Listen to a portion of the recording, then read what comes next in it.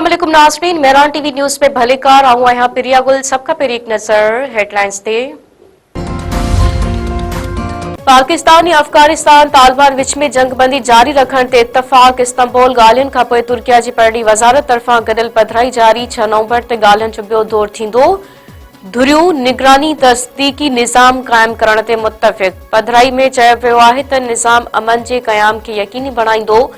भञकड़ी कंदड़ धुर मथां सज़ा लागू कई वेंदी।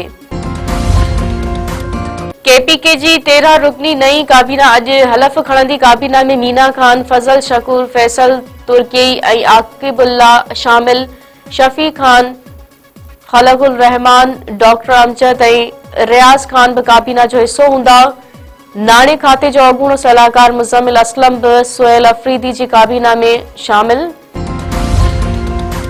बढाणी वेझो पीरसन चोरनि सां मज़ामत ते गोलियूं हणी क़तल। ॻोठ हुज़ूर बख़्श हालती में हथियारबंदनि पारां अटे चकी मां चोरी जी कोशिश। मज़ामत ते चोरनि 55 वरनि जे अब्दुल अज़ीज़ हालती खे गोलियूं हणी क़तल करे छॾियो। भाॻियनि जी फायरिंग में हिकु चोर बि मारिजी वियो। अरबाब कोश तौर सुञाणप।